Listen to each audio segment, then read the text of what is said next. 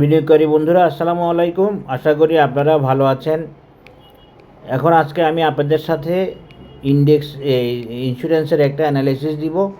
আশা করি আপনাদের কাজে লাগবে। অ্যানালিসিসটা আজকের অ্যানালিসিস। আজকে দেখেন ইন্স্যুরেন্স একটা তিনটা ক্যান্ডেলের একটা প্যাটার্ন ধারণ করছে। আমি যেটা মনে করতেছি সেটা এই প্যাটার্নটাকে বলা হয় স্টিক স্যান্ডউইচ প্যাটার্ন। আজকে ইন্স্যুরেন্স পজিটিভ ছিল 70+ গেছিলো, পজিটিভ 0.70। একটা পর্যায়ে কমে লাস্টে এসে 0.08 লেভেল পর্যন্ত কারেকশান হয়েছে। তো এতদিন এত ভিডিও দিচ্ছি, এতবার বলতেছি, এত কিছুর পরেও যদি বলি যে আপনাদেরকে কারেকশান হয় ভালোর জন্য, কারেকশান হয় রেকটিফিকেশনের জন্য, correction is good for health, কিন্তু আপনারা এটা বুঝতে পারেন না।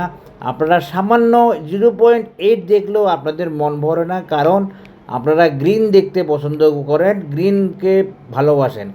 কিন্তু এই গ্রিন তো ইন্স্যুরেন্সে আসে, এই যে মাঝখানে যে স্টিক স্যান্ডউইচের মাঝখানে গ্রিন, এই গ্রিনটাই তো গ্রিন সিগন্যাল দিচ্ছে। এই স্টিক স্যান্ডউইচের পরে ইন্স্যুরেন্স উঠে আসবে ইনশাল্লাহ। আর বাজার যেখানে পজিটিভ বা বাজার যদি সাপোর্ট পেয়ে যায়, ইন্স্যুরেন্স তো উড়বে। এটা খুব ভালোভাবেই ভাবতে পারেন। তো একদিনের কারেকশানে যদি মন খারাপ হয় তাহলে তো হবে না। সামান্য 0.08, প্রায় 40% ইন্স্যুরেন্স পজিটিভ ছিল, 60% ইন্স্যুরেন্স নেগেটিভ ছিল। এই পজিটিভ আর নেগেটিভের মধ্যে সামান্য বেশ কম। নেগেটিভ ছিল 0.20, 0.10, ও 10 পয়সা, 20 পয়সা, 30 পয়সা, 40 পয়সা, এরকম করে নেগেটিভ ছিল। এটা টেকনিক্যাল নেসেসিটি, এটা উইকলি নেসেসিটি, উইকলি ক্যান্ডেলের নেসেসিটি। এইখানে ইন্স্যুরেন্স যে আমি এখন স্টিক স্যান্ডউইচ দেখাইছি, এই স্টিক স্যান্ডউইচটা বড় কথা না। এই স্টিক স্যান্ডউইচ একটা রিভার্সাল বুলিশ প্যাটার্ন, তিনটে ক্যান্ডেল নিয়ে গঠিত, এটাকে বলা হয় স্টিক স্যান্ডউইচ।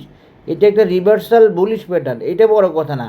ইন্স্যুরেন্স মূলত দেরি করতেছে, ইন্স্যুরেন্সের প্রবলেম হচ্ছে ইন্স্যুরেন্স উঠতেছে না। এইখানে দেখেন, এখানে একটা কনসলিডেশনের প্রয়োজন হচ্ছে ইন্স্যুরেন্সের। এই কনসলিডেশনে আপনারা দেখেন ইন্স্যুরেন্স কি এখন বলিস না, ইন্স্যুরেন্স এখন বাই সিগন্যালে না তানকেনসেন উপরে, কুজেনসেন নিচে। এটা কি ইন্স্যুরেন্স এখন বলিস না ইন্স্যুরেন্স বিয়ারিশ? আপনার কি এগুলো বুঝেন না? না বুঝলেও কোর্স করবেন না, টেকনিক্যাল অ্যানালিসিস শিখবেন না। আজকে আমার একজন কলিগ 18 টাকায় সেল করে নাই, কি জিবিবি পাওয়ার 18 নাকি যত টাকা গেছিলো, এখন 13 টাকা নাকি কত টাকা হয়েছে। এই হলো অবস্থা, অ্যানালিসিস না জানা, না শিখার। আরে ভাই, অ্যানালিসিস শিখলে তো অন্তত টার্গেট কতটুকু বড় একটা গ্যাপ হলে সেল করা যায়, কিন্তু অ্যানালিসিস শিখতে রাজি নেই, এইটা ওইটা কমেন্ট করতে রাজি আছে। বা ইন্স্যুরেন্সটা আজকে কমে গেল, তো ইন্স্যুরেন্সকে আজকে বাড়বে? ইন্স্যুরেন্স কথা দিছিল? ইন্স্যুরেন্স সেক্টর কি কাউকে কথা দিছিল যে ইন্স্যুরেন্স আজকে বাড়বে? আমি বলছি ইন্স্যুরেন্স আজকে বাড়ার সম্ভাবনা থাকবে। আমার সব কিছু হচ্ছে সম্ভাবনার কথা, পসিবিলিটির কথা। গতকাল পজিটিভ ছিল, আজকেও পজিটিভ থাকবে, এটা স্বাভাবিক ভাবছি এবং এটা প্রয়োজনই মনে করছে। কিন্তু ইন্স্যুরেন্স জানে ইন্স্যুরেন্সের প্রয়োজন কি। ইন্স্যুরেন্সের প্রয়োজন হচ্ছে আজকে একটা স্টিক স্যান্ডউইচ প্যাটার্ন করা এবং একটা রিভার্সাল প্যাটার্ন করা।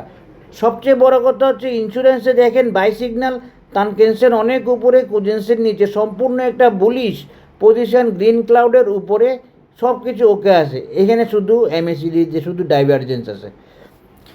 এখন দেখেন ইন্স্যুরেন্স যে আজকে রেড রাখছে বাজার গ্রিন করা সত্ত্বেও, তার অন্যতম একটা কারণ হচ্ছে ইন্স্যুরেন্সের এই যে গ্রিন ক্যান্ডেল, রেড ক্যান্ডেলটা ইন্স্যুরেন্সের আজকে এই রেড ক্যান্ডেলটা উইকলি চার্টে এই লেভেলে রাখার প্রয়োজন ছিল। ঠিক তেমনিভাবে মান্থলি চার্টেও এর প্রয়োজন ছিল। আমি সবসময় বলে আসছি, উইকলি, মান্থলি অথবা ফোর্টনাইটলি যে কোনো ক্যান্ডেল ধারণ করে টেকনিক্যাল নেসেসিটি থেকে। ইন্স্যুরেন্সটা আজকে কমে গেল, তো ইন্স্যুরেন্স কি বলছে আজকে বাড়বে? ইন্স্যুরেন্স কি কাউকে বলছে যে আমি আজকে বাড়বো? আমরা ধারণা করছি, আমরা অ্যানালিসিস দিছি ইন্স্যুরেন্স আজকে কমবে না, ইন্স্যুরেন্স আজকে বাড়বে। এখন ইন্স্যুরেন্স যদি 0.08 কমে, এটা কি কমা হয়ে গেছে না? 1,61,00,000 আছে। এটিএম দিলাম তো স্যার, 70 লাখ। ও, তাহলে তো ভালোই ছিল, ওটা 2.5 কোটির মতো ছিল। আলহামদুলিল্লাহ শনিবারে আসবো ইনশাল্লাহ। আজকে ওই দুজন আসবে লতিবারে বলছি। ও অসুখ তো ও অসুখ করে আজকে তবে করতেছে না। ও এমনি অসুস্থ স্যার, ও অসুস্থ নিয়ে গত 2 দিন আমি বলছি অসুস্থ। 1.5টা পর্যন্ত থাকে। এখানে আমাদের থাকে না তো, আমি বলছি 1.5টা আমাদের ইদানিং আমাদের তাজুল একটু বেশি ছুটি দিয়ে করতেছে আর কি। লতিফও ডিউটি করছে, সবুজও করছে, আরমানও করছে, তাজুল করে নাই। তাহলে গত সপ্তাহে ছিল। 1 সপ্তাহ ছিল পুরো, 2 মাস মিলে 1 সপ্তাহ ছিল। আচ্ছা ঠিক আছে। এখন দেখেন ইন্স্যুরেন্স বাই সিগন্যালে আছে, গ্রিন ক্লাউডের উপরে আছে, বুলিশ এবং ফিউচার ক্লাউডও গ্রিন আছে, সব ওকে আছে। বাট ইন্স্যুরেন্সের উইকলিতে আজকে একটা রেড ক্যান্ডেল সম্ভবত দরকার ছিল, এবং রেড ক্যান্ডেল আজকে একটা রেড ভলিউম দরকার ছিল। এই জন্য রেড ক্যান্ডেলটাকে এই সাইজে এনে ইন্স্যুরেন্স আজকে উইক শেষ করছে। ঠিক সেমভাবে আমি যদি বলি যে মান্থলিতে ইন্স্যুরেন্সের যে ক্যান্ডেলটা হওয়া দরকার ছিল আজকে সেটাই হয়েছে। আমরা তো আগ থেকে বলতে পারবো না যে এই মান্থলিতে ইন্স্যুরেন্সের কোন ধরনের ক্যান্ডেল কী সাইজ গ্রহণ করা যায়। দেখেন একটা সম্পূর্ণ লং লেগ ডোজি করছে ইন্স্যুরেন্স সেক্টর। এটা কেন করছে ইন্স্যুরেন্স সেক্টর? করছে এটা ওর ভালোর জন্য, ওর প্রয়োজনে, ওর নেসেসিটি থেকে, ওর ডিমান্ড থেকে ও আরও সামনে যাওয়ার জন্য। আর যদি আগামী সপ্তাহ থেকে যদি ইন্স্যুরেন্স কমা শুরু করে তাহলে সেটা ভিন্ন কেস, কিন্তু এইটা সম্পূর্ণরূপে ওর সামনে এগিয়ে যাওয়ার জন্য। আশা করি বুঝতে পেরেছেন।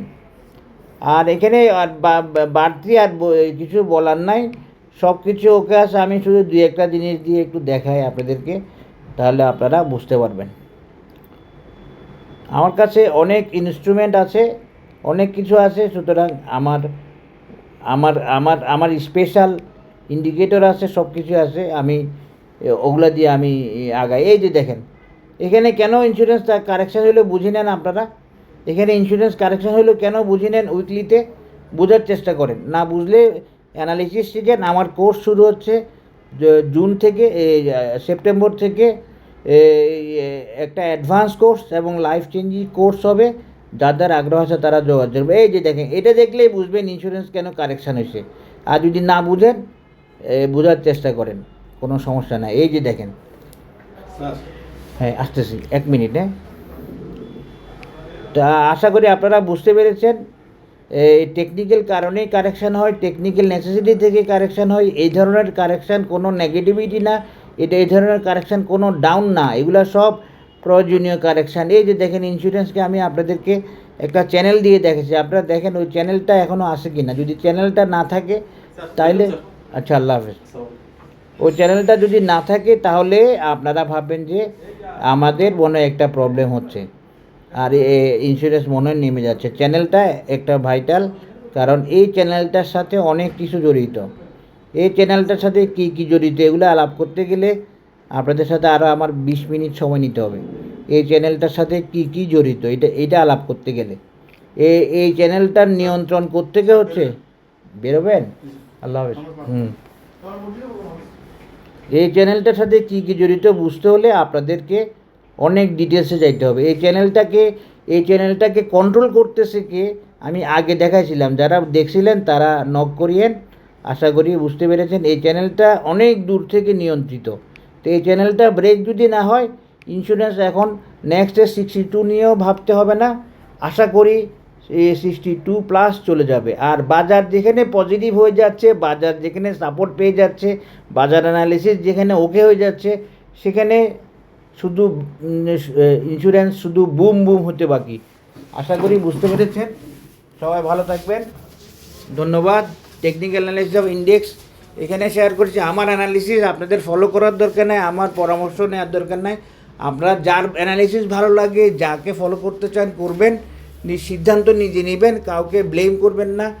আমি কাউকে ব্লেম করার জন্য ব্লেম নেওয়ার জন্য ভিডিও দিই না। আমার অ্যানালিসিস বিশ্লেষণ করে আপনারা সিদ্ধান্ত নেবেন কী নেবেন না নেবেন। সবাই ভালো থাকবেন, ধন্যবাদ। আসসালামু আলাইকুম।